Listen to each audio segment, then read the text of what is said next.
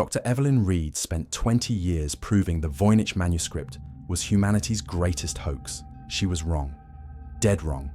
When the world's most advanced AI cracked the code, it didn't reveal medieval gibberish.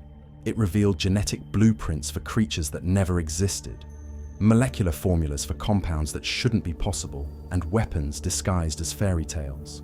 The question isn't who wrote the Voynich Manuscript. The question is, what were they trying to hide from us? The air in the lecture hall was thick with the scent of old paper and new ideas, a combination Dr. Evelyn Reed found more intoxicating than any perfume. She stood at the lectern, a lone figure of sharp, practical elegance against the vast, chaotic backdrop of the image projected behind her, Folio 78 of the Voynich Manuscript. It was a page of bewildering complexity, featuring what looked like 9 medallions filled with stars, strange rosettes, and a script that had humbled the world's greatest minds for over a century. "Let us be clear," Evelyn began, her voice cutting through the expectant silence. She paced the stage with a restless energy, her gaze sweeping over the sea of faces, eager students, skeptical academics, and the merely curious. The Voynich Manuscript is not a message from aliens. It is not the last remnant of a lost Atlantean civilization, nor is it, as one particularly colourful theory I read last week suggested, the dream journal of a fairy. It is, in all likelihood, the most magnificent, intricate, and successful hoax ever perpetrated in human history. A ripple of laughter and whispers went through the hall. Evelyn smiled, a tight, controlled expression. "I know. It's not as romantic, is it? It's far more thrilling to imagine a lone genius scribbling down the secrets of the universe, a forgotten language, a key to eternal life." She gestured dismissively at the screen. "But romance is the enemy of progress. The truth isn't found in what we want to believe. It is found in what the evidence allows us to prove. And the evidence here," she tapped a key on her laptop, and lines of statistical analysis overlaid the ancient script, "is of absence. No discernible grammar. No syntactical consistency. The word frequency follows a pattern known as Zipf's law, but it's too perfect, too clean. It mimics language, but it doesn't breathe." She moved with the confidence of a predator in her natural habitat. For 20 years, the Voynich had been her obsession, the Everest of historical cryptography. She'd built her formidable reputation by dismantling the theories of others, piece by painstaking piece. She saw it not as a mystery to be revered, but as an intellectual problem to be solved, an equation to be balanced. To her, the people who clung to magical explanations were not just wrong. They were committing an intellectual failure, abandoning the rigorous, beautiful clarity of the scientific method for the muddy comfort of superstition. "The creators of this book were not magicians," she concluded, her voice ringing with finality. "They were brilliant artists and con artists. They understood the profound human need to find meaning in chaos. They created a book that is a perfect mirror, reflecting back whatever belief the observer brings to it. Our job, as scientists and historians, is not to fall for the trick. It is to admire its elegant construction, and then to take it apart." The applause was thunderous. As the lecture officially ended, a swarm of students rushed the stage, their hands raised with questions. Evelyn answered them with patient precision, but her eyes scanned the periphery. She was accustomed to this part of the ritual, but then she saw him. He was standing near the exit, separate from the crowd, a man whose stillness was a statement in itself. He was dressed in a suit that cost more than her first car, tailored with a geometric precision that seemed to absorb the light around him. He wasn't looking at her, but at the Voynich folio still projected on the screen, his expression unreadable. He waited, perfectly patient, for a full 15 minutes until the last student had departed, leaving only Evelyn packing her laptop at the lectern. Only then did he move, his steps silent on the polished floor. "Dr. Reed," he said.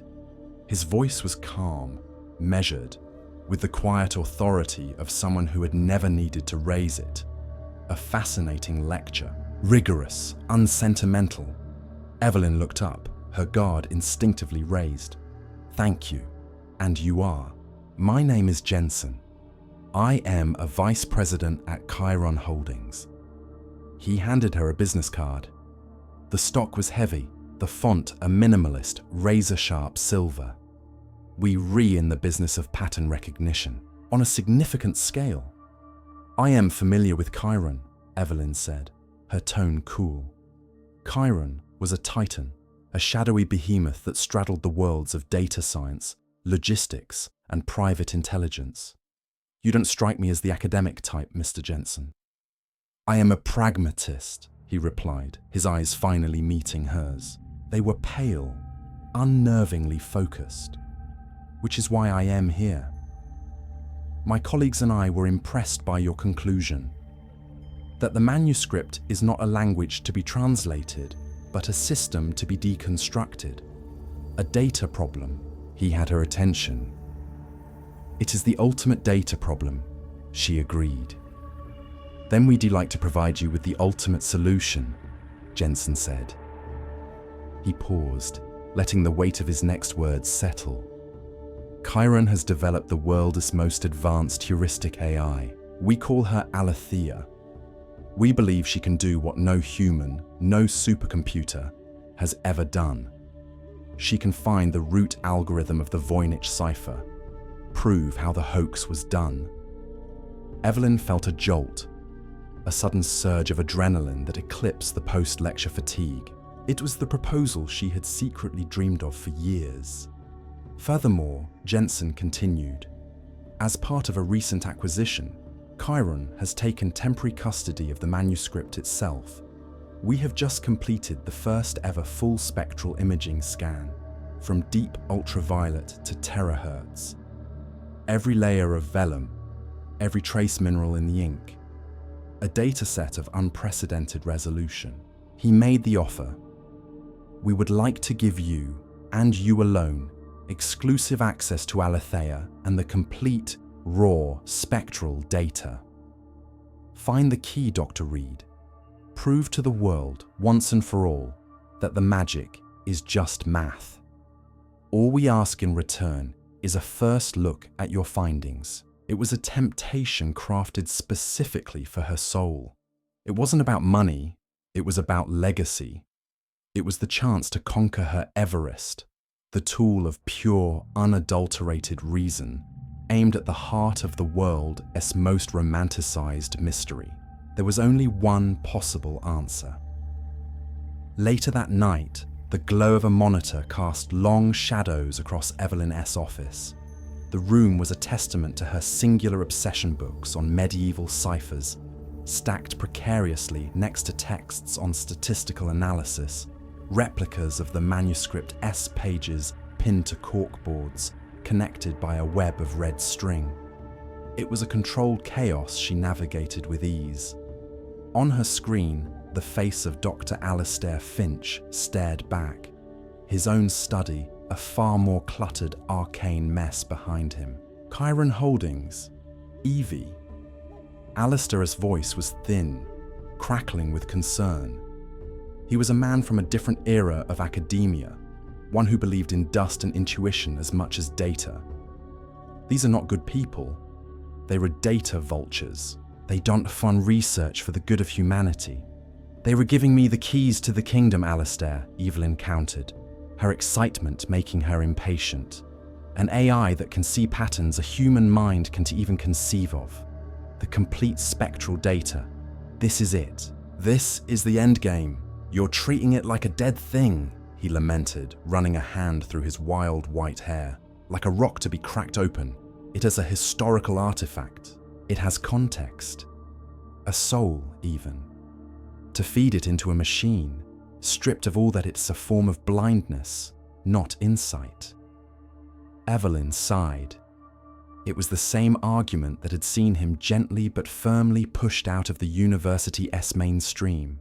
His insistence on unprovable theories, on a lost tradition of alchemical science, had branded him a romantic, a relic. Alistair, that's the kind of thinking that got you sidelined. You see ghosts in every manuscript. I see data, and data can be solved.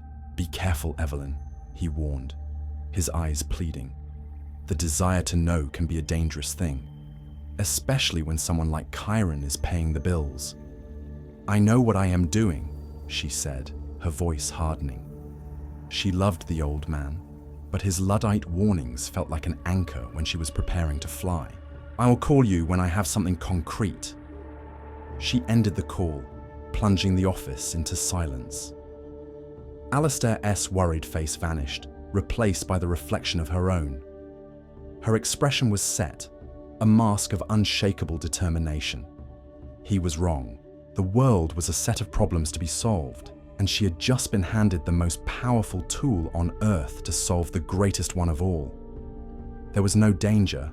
There was only the precipice of discovery, and she was more than ready to leap. The Chiron Data Lab was less a room and more a statement. Located in the sub-basement of a featureless glass tower downtown, it was a cathedral of clinical white and brushed steel, chilled to a constant 65 degrees. There were no windows. The only light came from recessed LED strips that cast everything in a flat, shadowless glare. Evelyn felt a sense of profound calm settle over her. This was a place where variables were controlled, where chaos came to be categorized and conquered. Mr. Jensen guided her through the space with the proprietary air of a high priest. The heart of the facility, he said, gesturing towards a monolithic server rack that hummed with a low, resonant frequency. It was black, featureless, and seemed to drink the light from the room. Aletheia. Her processing power is extensive. She is already parsing the spectral data we provided her. Technicians, silent and efficient in grey lab coats, moved around them, installing a secure terminal on a large white desk. This, Jensen explained, would be Evelyn's workstation, her private altar. From a wall made entirely of reinforced glass, she could see into an adjacent chamber. The vault. There, resting on a black pedestal in a climate-controlled, nitrogen-filled environment, was the Voynich Manuscript itself. It was smaller than she'd imagined, a humble, almost pathetic-looking object that seemed impossibly fragile. It was so close, yet entirely inaccessible. Her work was to be with its digital ghost, not the thing itself. The physical artifact is a distraction, Jensen said, as if reading her mind. The truth is in the data. We trust you will find it. He left her then, the heavy door sliding shut with a pneumatic hiss, leaving Evelyn alone in the silent, humming temple of science. She sat at the terminal, her fingers hovering over the keyboard. Outside these walls was the messy, illogical world. But in here, with the most powerful mind ever created at her command, she was home. She was ready to dissect a ghost. Weeks bled into one another. Days were marked by the arrival of a sterile food tray, nights by the low hum of the servers. The initial thrill had long since curdled into a grinding, obsessive frustration. The lab, once a sanctuary, now felt like a pristine tomb. Evelyn sat in the darkness, her face illuminated by the glow of a dozen monitors, each one a testament to her failure. Aletheia was brutally, flawlessly efficient.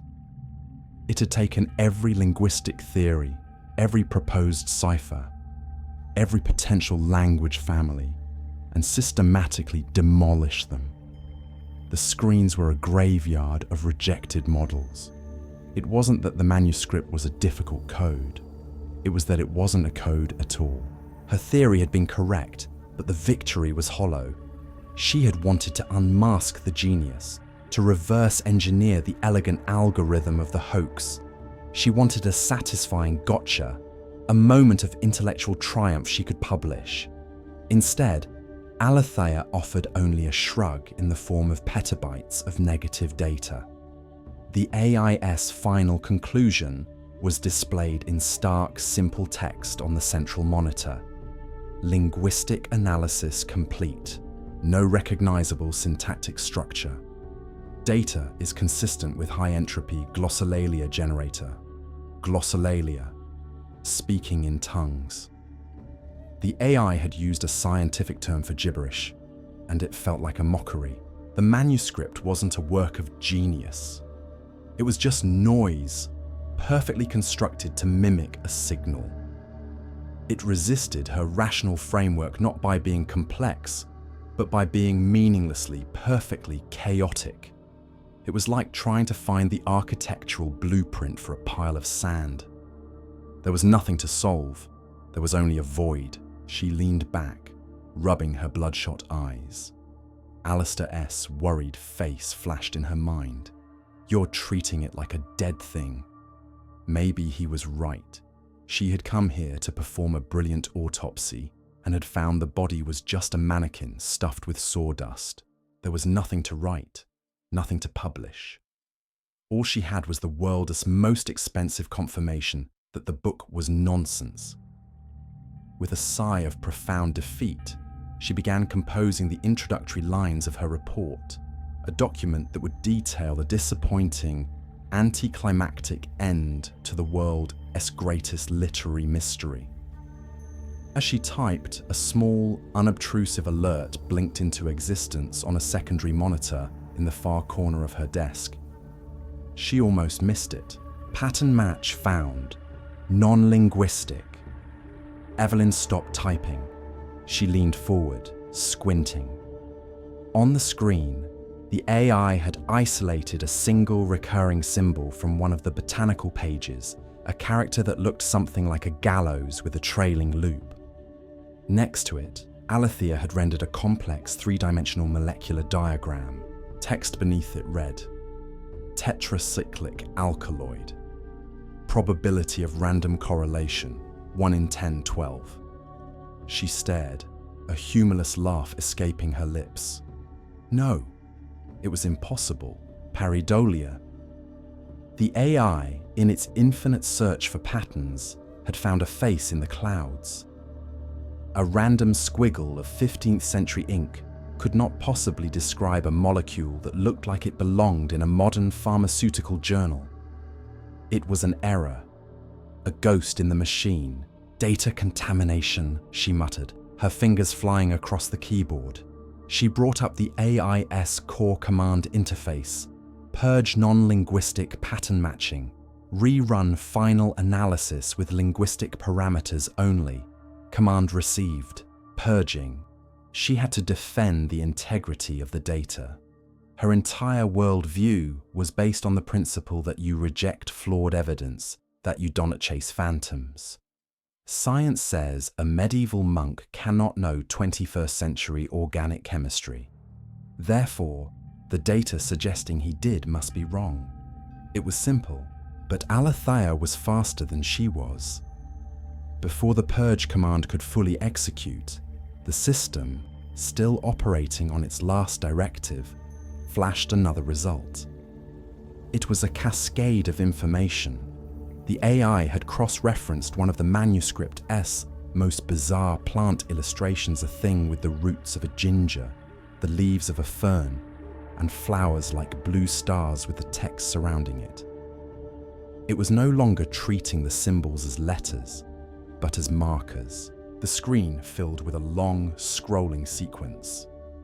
ATGCCGAATG. Underneath the endless string of characters, a final chilling line of analysis appeared. Partial genome sequence generated. no match found in any known botanical database. The purge command completed. The screen went blank. But it was too late. The image was burned into her mind. A chemical formula that shouldn't exist. A genetic code for a plant that had never grown on Earth. The neat, orderly tomb of a lab suddenly felt vast and cold and terrifyingly haunted. Sleep was a distant country to which Evelyn no longer had a passport. The lab's sterile hum had become the soundtrack to her unraveling. For hours, she sat motionless, the impossible data from Aletheia's last scan burning on the screen and into her mind's eye. A molecule from a ghost, a genome from a phantom. It had to be a lie. A beautiful, statistically improbable, maddening lie. Her entire career, her entire worldview, was balanced on the razor's edge of that conviction. There was one way to be sure. One final, definitive test. If the molecule was just a random collection of lines that happened to resemble a chemical structure, it wouldn't hold up to physical laws. It would be unstable, a nonsensical jumble of atoms that would fall apart under simulation. She would prove it was nonsense. She had to. With a surge of angry determination, she opened a new program on her terminal, a powerful molecular simulation suite used by pharmaceutical companies to model new drugs. Her fingers flew across the keyboard, transcribing the alien architecture of the molecule from Aletheia's render. She input the atomic bonds, the angles, the chiral centers. Every part of her training screamed that this was a waste of time, an indulgence in fantasy. She felt like an astronomer being forced to calculate the trajectory of a unicorn. Finally, it was done. The molecule floated in the center of the screen, a complex lattice of impossible beauty. She initiated the stability simulation. The program began its work, subjecting the structure to the ruthless, unforgiving laws of quantum mechanics and thermodynamics. A progress bar crawled across the bottom of the screen. Evelyn held her breath. This was it. The moment the computer would confirm her sanity, confirm the orderly, rational nature of the universe. The bar would hit $100, and the word unstable would appear. The phantom would be exorcised, the simulation finished. A new window popped up, data flooding the screen. Evelyn's eyes scanned past the energy calculations, past the bond length analyses, to the final summary at the bottom. Her blood ran cold. Structural stability, confirmed. Bond energy, highly favorable. Predicted biological activity, potential neuroregenerative agent. Efficacy rating, unprecedented. The words hung there, stark and absolute. A tool of pure, dispassionate science had just validated a miracle. The manuscript wasn't a hoax. It wasn't a lie. It was something else. Something that shattered the foundations of history, chemistry, and everything she knew to be true. Her scientific certainty, the bedrock of her identity, crumbled into dust. She stared into the screen, at the impossible molecule floating in the void, and realized with a sickening lurch that the world was infinitely larger and more terrifying than she had ever imagined. The ghost in the machine was real. The next days were a blur of feverish, obsessive work. The old Evelyn Reed, the smug debunker, was gone. In her place was a woman possessed, a seeker who had stumbled upon a new and terrible gospel. She slept in snatches on a cot in the lab, fueled by caffeine and a terror-laced awe. She approached the Aletheia terminal not as a scientist, but as a supplicant. Her old research question was dead. She gave the AI a new one, a command that was both a scientific directive and an act of faith. Aletheia, she typed, her hands trembling slightly. New paradigm. Assume the author was a scientist. Assume the text is a cipher for empirical data. reanalyze all scans. The screen, once a static graveyard of failed linguistic models, exploded into life.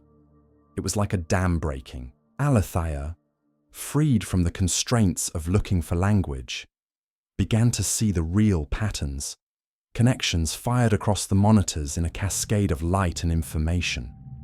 A section describing the mixing of herbs became a precise set of instructions for synthesizing chemical precursors. A chapter on astrology was reinterpreted as a star chart for tracking celestial radiation cycles. The nonsensical words resolved into a complex, symbolic lexicon for chemistry and biology.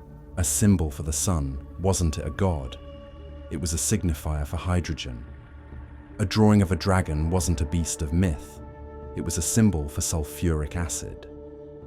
The most shocking revelation came from the manuscript S' most famous and ridiculed section, the pages filled with naked women bathing in bizarre green pools, connected by intricate plumbing. Aletheia's analysis dissolved the human figures, revealing the underlying schematics. They weren't tea women. They were diagrams. Diagrams of continuous flow bioreactors, cellular incubators, and gene splicing apparatus, all disguised as human forms to hide their true function. Evelyn watched, her face a mask of dawning horror and wonder, as centuries of mockery were swept away in an instant, replaced by a science so advanced it was indistinguishable from magic. She had abandoned her old goal, her simple quest to prove a hoax, and had stumbled into the heart of a terrifying new reality. With the key to the cipher in her grasp, she began to explore the book's darkest corners. She focused the AI on a page that had always unsettled her, one depicting a grotesque, beetle-like insect with iridescent wings and far too many legs. The text accompanying it was dense, a tight block of script she had once dismissed as meaningless decoration. Aletheia translated it in seconds. The output was not a story or a description. It was a technical manual. It was a complete genome, laid out with terrifying precision. It was a set of instructions for building a viral vector to carry that genome.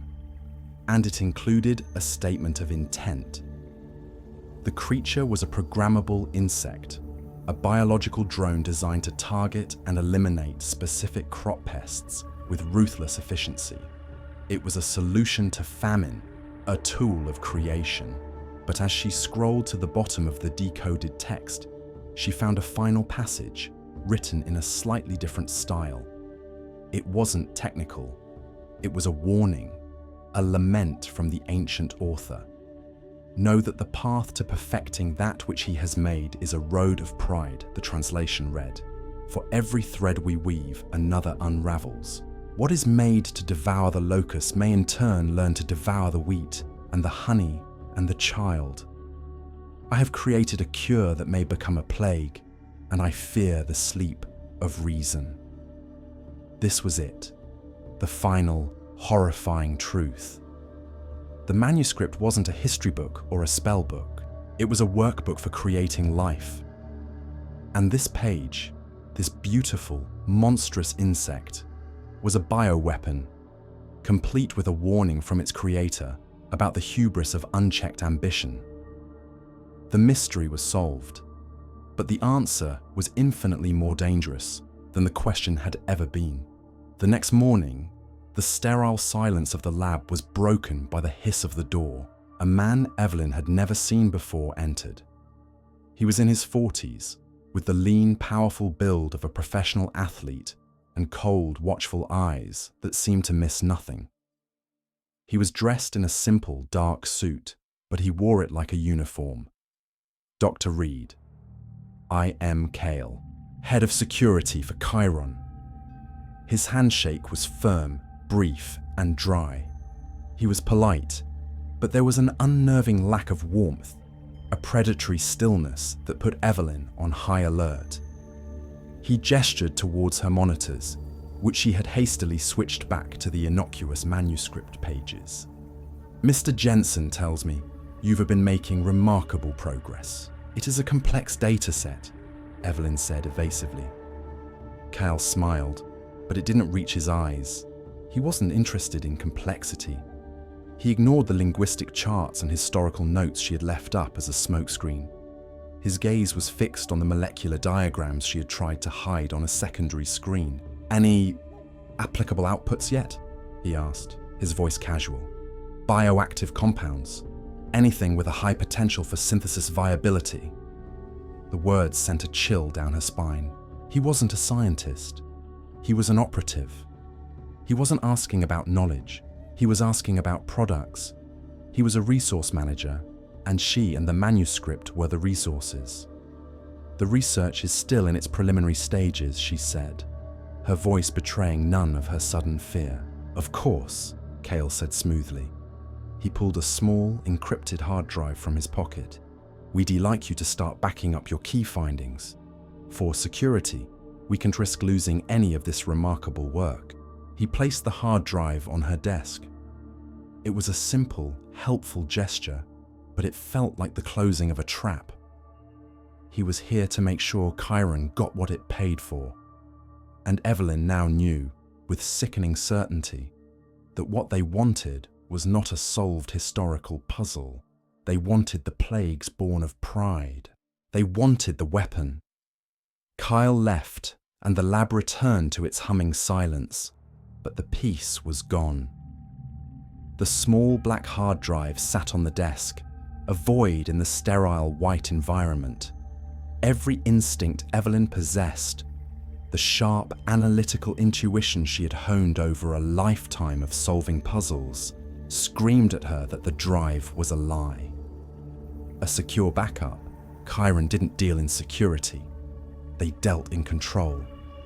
A gut feeling, raw and primal, compelled her. She couldn't plug it into her main terminal. If it was a trap, it would compromise everything. Instead, she connected it to an isolated diagnostic tablet she kept for troubleshooting, a sandboxed environment completely disconnected from Aletheia and the Chiron network. The drive mounted, showing a single, empty folder labeled Voynich Secure. It was too clean, too simple. With a few quick commands, she bypassed the surface-level operating system and looked at the drive S-RAW allocation table. And there it was, a second partition, hidden, unlabeled. The encryption was laughably weak, a standard corporate cipher meant to be a token gesture, not a real defense. She cracked it in under a minute. The contents of the hidden partition unfolded on the screen, and the lab-esque chilled air suddenly felt arctic. It was a collection of internal Chiron memos, project proposals, and financial projections. She saw her own name repeatedly. The document spoke of her not as a collaborator, but as a primary decryption tool, an asset with a limited operational window. She scrolled faster, her heart hammering against her ribs. She found a project file titled Project Chimera. It was a detailed business plan to productize the Voynich payloads. It spoke of patenting the neuroregenerative compound, of weaponizing the viral vector from the insect genome, of creating a new generation of programmable agriculture that would give Chiron a monopoly on the world's food supply. Then she saw the final document. It was a personnel file, her personnel file. Next to her name, her photo, her academic credentials, was a single field labeled status. The word in that field made the air leave her lungs. To be contained. She was a resource to be used up and then discarded. A key to be broken once the lock was open. The cold corporate language of the memos laid out her own professional and literal obsolescence. She wasn't a partner in discovery. She was a loose end. Panic, cold and absolute, seized her. The intellectual game was over. This was about survival. Her mind, accustomed to the slow, methodical pace of academic research, was now racing at the speed of fear. What was most important? What could she not leave behind? She grabbed a tiny concealable data drive from her bag, a personal drive no bigger than her thumbnail, and slammed it into the terminal's port. She dragged files with frantic, trembling hands, the complete genome for the weaponized insect. The Alchemist's chilling warning about pride and plagues. And one other file she had barely glanced at before, a series of formulas and diagrams from the manuscript's final pages that Aletheia had tentatively labeled Restorative Agent Phage Sequence. An antidote. Maybe. She had to take the chance. The progress bar for the file transfer was agonizingly slow. Each percentage point was a lifetime. As the transfer hit 98, a violent red alert suddenly flooded her screen, a blaring klaxon icon flashing over everything. Remote system intrusion detected, terminal lockdown initiated. They knew she was in the hidden partition. They were coming. There was no time for a proper shutdown, no time for protocol. She acted on pure adrenaline. She ripped the tiny drive from its port just as the file transfer completed. With her other hand, she reached behind the main server rack and yanked the thick, braided power cable from the wall. The hum of the lab died instantly. The monitors went black. The only light was the emergency red glow from the alert icon, which sputtered for a second before it too went dark. Grabbing her coat and the drive, she ran, the sudden, oppressive silence of the dead lab chasing her out into the unknown. The city was a blur of neon and rain. Evelyn plunged into the anonymous evening crowds, just another face in the river of humanity flowing through the wet streets. The academic was gone, burned away by fear. In her place was a fugitive, a paranoid figure whose rational, orderly world had collapsed into a nightmare of instinct and shadow. She found a trash can in a back alley and ditched her phone, a tracking device she could no longer trust. In a dingy 24-hour electronics store, she paid cash for a cheap, untraceable burner phone. Every passing car with tinted windows, every man in a dark suit, sent a fresh jolt of terror through her. She ducked into an ATM vestibule, her hands shaking as she tried to withdraw cash. Account frozen, contact your financial institution. They were everywhere. They were cutting her off from her own life, severing the digital threads one by one. A black sedan, sleek and predatory, cruised slowly down the street. It might have been nothing. It might have been everything. She didn't wait to find out.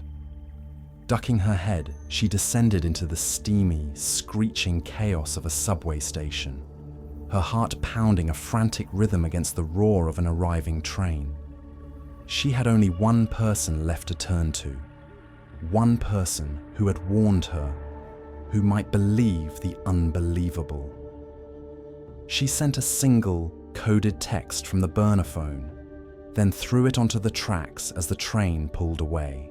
The rare book library was a world away from the glass and steel of Chiron. It smelled of decaying paper, leather, and dust, the scent of forgotten knowledge. Alistair Finch sat at a large oak table in the center of the cavernous reading room, surrounded by a fortress of crumbling ancient tomes. When he saw Evelyn, the worry in his eyes was immediately replaced by a deep, sorrowful understanding. "Evie," he said, his voice a low rumble. "You look like you've seen a ghost." "Ghosts, Alistair," she said, her voice ragged as she collapsed into the chair opposite him. "I've seen ghosts, and I have their schematics." She laid out the entire story, the AI, the impossible science, the bioweapon, Chiron, Kale. She spoke in a torrent of frantic, whispered words. Alistair listened patiently, his expression not of shock, but of grim, heartbreaking vindication. He had been right all along. When she was finished, he simply nodded. "I have been waiting for someone to find this for 50 years. he said softly. He reached for one of the heavy books in front of him, its leather cover cracked with age. He opened it to a page showing a complex alchemical chart, a diagram of cosmic and elemental forces. "The world thinks alchemy was superstition," Alistair said, his finger tracing one of the lines. "Failed magic." But it wasn't. It was a different kind of science, a holistic science that was persecuted and forced into hiding. It was coded into symbols, into myths, to protect it from those who would misuse it. He pulled out another book and another. He showed her his own research, dozens of charts connecting the secret language of the alchemists to the symbols in the Voynich Manuscript. He showed her a 13th century Persian scroll, whose diagram of the cosmos was a near-perfect match for the bioreactor schematics Aletheia had uncovered. It wasn't one book. It was a lost global tradition. "The author of your manuscript wasn't evil, Evie," he explained, his eyes filled with a passionate fire. "He was a follower of this tradition. They didn't seek to conquer nature, they sought to perfect it, to complete it. An act of profound, dangerous pride. They understood the power they wielded. That power is what Chiron wants, but they don't understand the philosophy, the warnings. They have the text, but now you have the context." He looked at her, his expression grave. "You have the truth." As Alistair finished speaking, the heavy oak doors at the far end of the reading room burst open with a resounding crack. Kyle stood framed in the doorway, flanked by two other men, their dark suits failing to conceal the cold, violent efficiency of their posture. They had found her. The tranquil sanctuary of the library had become a trap. "They're here," Evelyn breathed, frozen in her seat. Alistair didn't hesitate. He grabbed her hand and pressed a thin plastic card into her palm. It was a university ID, his face smiling from behind the lamination. "My old bio lab," he whispered urgently, his voice low and fierce. "Campus North. Everything you need is there. They haven't revoked my access. They forgot I exist." He stood up, his frail body suddenly filled with a surprising strength. "Go, Evie, through the stacks, back exit." Before she could protest, he turned and shoved a towering wheeled bookshelf with all his might. The heavy structure groaned, teetered for a heart-stopping second, and then crashed down onto another, creating a domino effect of cascading chaos. A thunderous roar of splintering wood and thousands of falling books echoed through the cavernous hall. Paper filled the air like a sudden snowstorm. KLS agents, startled by the sudden violence, moved to grapple with the old man. "Run, Evelyn!" Alistair's voice boomed over the chaos, a final desperate command. "Make it mean something!" That cry broke her paralysis. She scrambled from the table and fled, disappearing into the maze of dusty shelves as Kyle S-men subdued Alistair amidst the wreckage of his life's work. She didn't look back. She burst through a fire exit into a cold, rainy alley, the old historian's sacrifice burning in her mind, the keycard clutched tight in her hand. The university biolab was a ghost of a life she used to know. It was after midnight, and the building was dark, deserted. Alistair's keycard granted her access, the soft click of the electronic lock echoing in the empty hallway. The lab was exactly as she remembered from her own graduate student days. A sterile, orderly world of stainless steel, humming freezers, and the faint antiseptic smell of ozone. It was filled with the most advanced equipment money could buy. Gene sequencers, chemical synthesizers, high-speed centrifuges. Tools of reason, tools of science. Evelyn was no longer just a scientist. As she powered up the equipment, the data from her drive illuminating the dark room, she felt the weight of her new reality. She was a modern alchemist, a bridge between a lost world of coded magic and a new one of digital precision. Alistair had given her the context, the philosophy. Now she had to put it into practice. With desperate, focused precision, she began to work. She was in a race against an unknown clock, knowing Cale would not be far behind. She pulled up the file she had copied, focusing on the section labeled Restorative Agent Phage Sequence. Using the lab's equipment, she started to synthesize the antidote. It was an intricate dance of chemistry and biology. She used a gene sequencer to map the viral vector from the bioweapon's code. She used a synthesizer to build the custom proteins described in the ancient text. She grew cultures in petri dishes, adjusting temperatures and pH levels according to instructions written 600 years ago. It was the most difficult, complex work of her life, a perfect synthesis of two worlds. Ancient knowledge guided her hands as modern technology brought the formulas to life. Hours passed. The sky outside began to soften from black to a deep, bruised purple. Finally, it was done. A single beaker of clear, unremarkable liquid sat in the cradle of a centrifuge. It was a tailored bacteriophage, a virus designed for one purpose: to hunt and neutralize the specific viral vector of the chimera insect, rendering it inert. She had done it. She had recreated the alchemist's cure. Just as she was securing the sample, the lab doors exploded inward, the lock shattering. Cale and his team stormed in, weapons raised, their black tactical gear a violent intrusion in the white, sterile space. They had her cornered. Cale smiled, a slow, triumphant grin. He was holding Alistair's library card, pinched between two fingers. He was very sentimental about his old haunts, Cale said, dropping the card to the floor. It's over, Doctor. The knowledge belongs to us now. Evelyn stood beside a large bioreactor, her expression eerily calm. Her hand rested protectively on the single glass beaker. It's not knowledge you want, Kyle, she said, her voice steady. It's a product, a weapon, and you will never have it. I have you, he countered, taking a step forward. And you are the key. No, she said, holding up the beaker of clear liquid. This is the key. It's a phage, a very specific, very aggressive phage. It's harmless to everything except the genetic material you want so badly. If you take one more step, I will drop this into the lab's primary ventilation intake.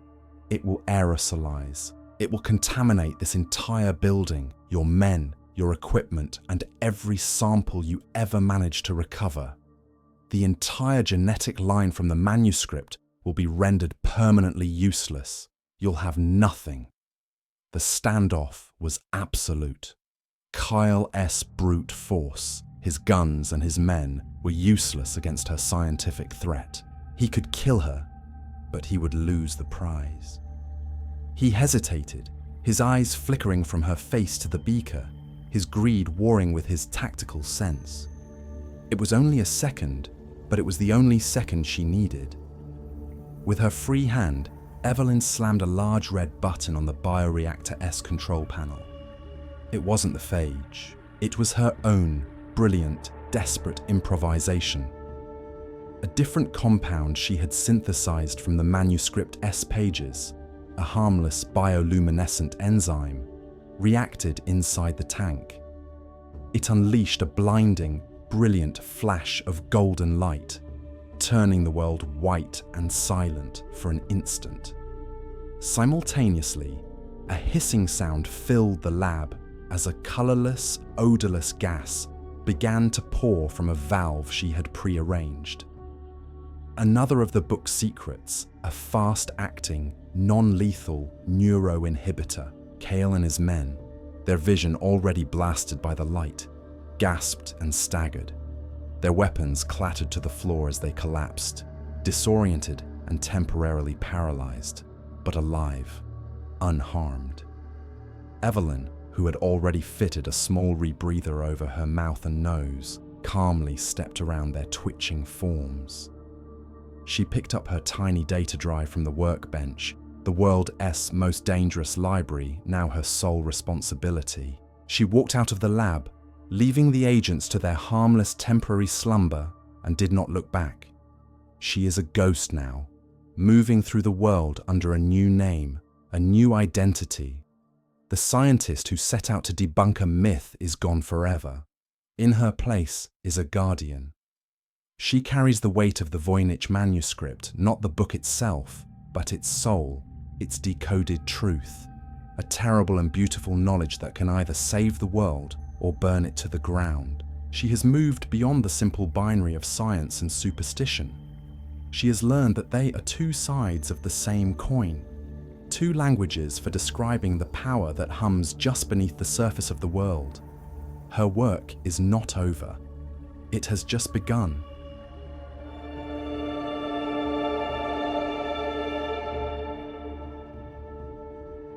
What happens when something we dismiss as ancient superstition turns out to be a science more advanced than our own? Dr. Evelyn Reed starts her journey firmly planted in our modern world. For her, there's a clear line. On one side, there's testable, verifiable science. On the other, there's everything else, the messy, romantic world of myth, magic, and superstition, which she sees as an intellectual failure. The Voynich Manuscript, in her eyes, is the ultimate example of this failure, a meaningless hoax designed to fool the gullible. But the story's brilliance is how it completely dissolves that line. The manuscript isn't magic, it's a textbook. The strange illustrations aren't fantasies, they're schematics for bioreactors. The nonsensical text isn't a spell, it's a cipher for genetic code and complex chemistry. The superstition was simply a science so far beyond its time that its practitioners had to disguise it as myth to protect it. It makes you wonder about our own confidence. Evelyn's rigid belief in her science initially blinded her to the truth. She had to learn that what looks like superstition might just be a different language for describing the world. It leaves us with a fascinating thought. What knowledge might we be overlooking today simply because it doesn't fit into our neat, modern boxes?